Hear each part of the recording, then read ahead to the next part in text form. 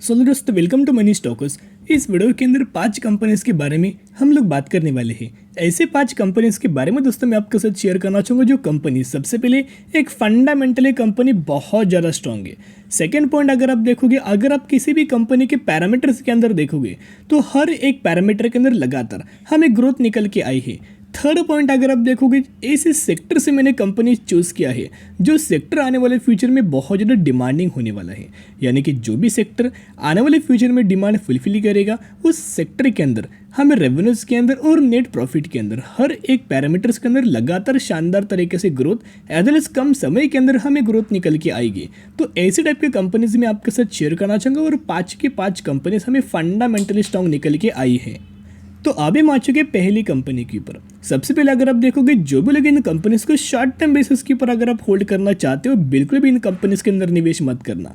ये कंपनी है दोस्तों लंबे समय के लिए बनी हुई है और जितना लंबा किसी भी कंपनी के अंदर होल्ड करते हो, जो कंपनी फंडामेंटली स्ट्रांग हो, उस कंपनी के अंदर बिग वेल्थ हमें क्रिएट करके निकल के आ जाती है और ये कंपनीज बिग वेल्थ इन्वेस्टर का जरूर हमें क्रिएट करके दे देती है। सबसे पहले अगर आप देखोगे 6,515 रुपये की प्राइसिंग के ऊपर एक कंपनी की क्लोजिंग है।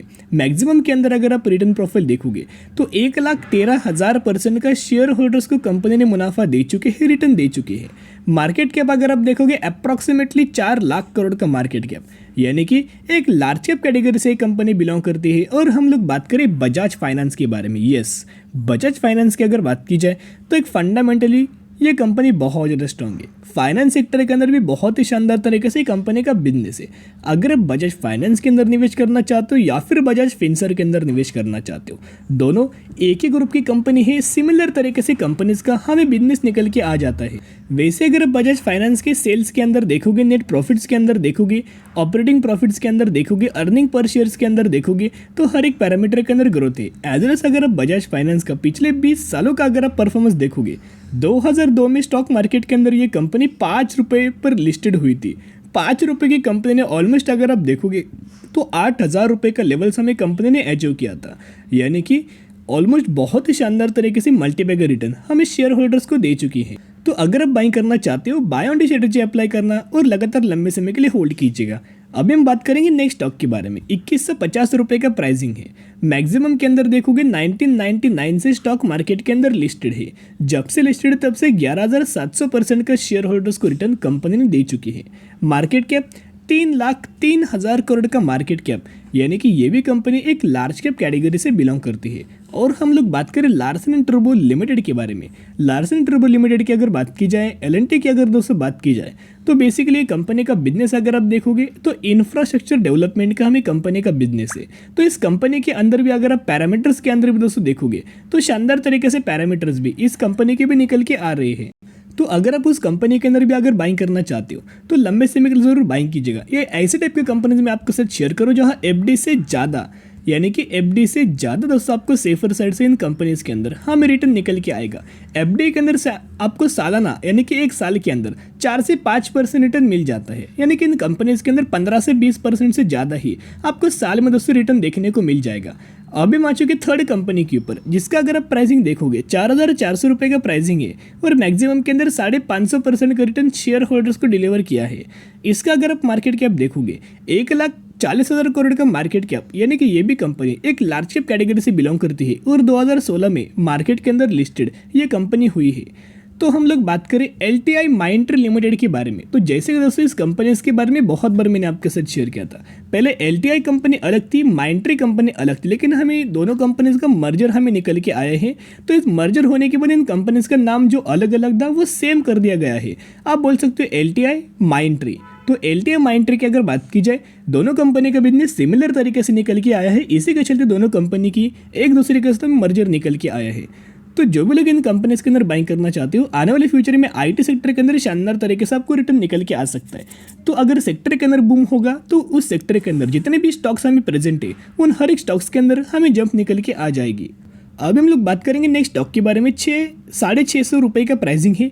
मैक्सिमम के अंदर अगर आप देखोगे 60,800% का शेयर होल्डर्स को कंपनी रिटर्न दे चुकी है। 23,000 करोड़ का मार्केट कैप, ऑलमोस्ट ये कंपनी लार्ज कैप कैटेगरी से बिलोंग करती है और कंसिस्टेंटली ग्रोथ इस कंपनी के अंदर नजर आई है। इस कंपनी का सेक्टर कौन सा है, केमिकल सेक्टर से बिलोंग करती है। और हम लोग बात करें आरती इंडस्ट्रीज़ के बारे में, आरती इंडस्ट्रीज़ हो, दीपक नाइट्रेट हो, लक्ष्मी ऑर्गेनिक्स हो, हर एक कंपनी अच्छी खासी बिजनेस फॉलो करती है। तो आरती इंडस्ट्रीज़ और दीपक नाइट्रेट में से जिस भी कंपनी के अंदर बाइंग करना चाहते हो, सिर्फ लंबे समय के लिए होल्ड करना, मल्टीबैग रिटर्न आपको निकल के आ सकता है। वैसे तो और भी बहुत सारे में केमिकल सेक्टर से कंपनीज बिलोंग करती है, लेकिन कई कंपनीज आपको इस तरह से मिल जाएगी जहाँ केमिकल प्लस फार्मा सेक्टर से कंपनी बिलोंग करती है। कई कंपनीज ऐसे मिल जाएगी, टेक्सटाइल केमिकल कंपनीज मिल जाएगी।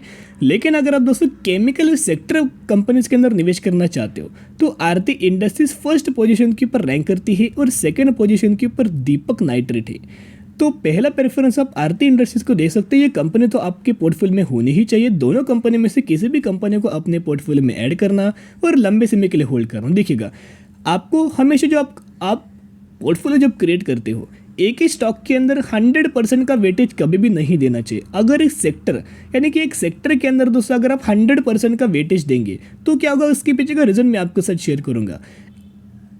फॉर एन एग्जाम्पल, अगले साल एक केमिकल सेक्टर के अंदर दोस्तों कोई हमें मूवमेंट निकल के नहीं आ रही, तो आपको इस कंपनीज के अंदर, इन सेक्टर के अंदर जिस भी कंपनीज के अंदर आपने निवेश किया है उसके अंदर आपको 0% का रिटर्न निकल के आएगा। लेकिन आपने केमिकल सेक्टर के अंदर भी निवेश किया है, फार्मा सेक्टर के अंदर भी निवेश किया है, आईटी सेक्टर के अंदर भी निवेश किया है, ऑयल सेक्टर के अंदर भी अगर आपने निवेश किया है, या फिर फॉर एन एग्जाम्पल और बहुत सारे सेक्टर के अंदर अगर आपने निवेश किया है, यानी कि आपका जो पैसा है आपने एक वेल डाइवर्सिफाइड किया है हर एक सेक्टर के अंदर। तो for an example chemical sector अगर नहीं चला तो आईटी सेक्टर तो चले ही जाएगा, अगर आईटी नहीं चला तो बैंकिंग सेक्टर के अंदर आपको रिटर्न मिल ही जाएगा। तो इसी तरह से किसी भी कंपनी के अंदर दोस्तों आपको रिटर्न निकल के आ जाता है। तो इसी के मुताबिक दोनों कंपनी में से जिस भी कंपनी के अंदर आप बाई करना चाहते हो, हर एक कंपनी के अंदर बाय ऑन स्ट्रेटेजी अप्लाई करना और लंबे समय के लिए होल्ड करके चल सकते हो। तो दोस्तों हम लोग बात करने वाले हैं लास्ट कंपनी के बारे में। 1570 रुपये की प्राइसिंग के ऊपर ट्रेड कर रहा है और सबको पता होगा हम लोग बात करें इन्फोसिस के बारे में। तो इन्फोसिस बेसिकली आईटी सेक्टर से कंपनी बिलोंग करती है। आपको पता होगा आईटी सेक्टर के अंदर पहले बहुत ज़्यादा पैनिक लेवल थी, अभी पैनिक लेवल हमें पहले से एज कम्पेयर टू पहले से हमें कम निकल के आई है, जिसकी वजह से इन्फोसिस के अंदर दोस्तों लगातार हमें रिकवर निकल के आया। लेकिन कुछ दिनों से इन्फोसिस के अंदर भी गिरावट हमें नजर आई है। अभी दोस्तों इन्फोसिस के अंदर इंपॉर्टेंट इवेंट चल रहा है जहां इन्फोसिस के अंदर बायबैक हमें निकल के आया है और बायबैक किस प्राइस तक होने वाला है, 1850 रुपये तक होने वाला है। और डेट्स भी दोस्तों बायबैक की लास्ट डेट क्या है वो मैंने आपके साथ शेयर किया था। तो जिसकी वजह से लास्ट डेट तक यानी कि बायबैक की जो आखिरी डेट है उस डेट तक आपको इन्फोसिस का जो प्राइसिंग है 1850 रुपये तक कंपनी अपना लेवल्स टच करेगी। यानी कि 1570 की कंपनी 1850 रुपये तक लेवल्स हमें टच करेगी। यानी कि जिसके चलते जो भी लोग शॉर्ट टर्म बेसिस के ऊपर भी इन्फोसिस के अंदर बाइंग करना चाहते हो उनको भी मुनाफा मिल जाएगा, उनको भी बेनिफिट मिलेगा। लेकिन हमेशा मैं जैसे कि आपको पता है मैं आपके साथ लंबे समय के लिए प्रेफर करता हूँ, ज़्यादा लॉन्ग टर्म बेसिस के ऊपर मैं प्रेफर करता हूँ। तो जितना लंबा होल्ड अगर आप इन्फोसिस के अंदर होल्ड करना चाहते हो उतने गजब का आने वाले फ्यूचर में आपको मल्टीबैगर हमें रिटर्न निकल के आएगा। तो करंटली अगर आप आईटी सेक्टर के अंदर निवेश करना चाहते हो तो दो कंपनीज है, सबसे पहले इन्फोसिस है और सेकंड कंपनी है टीसीएस।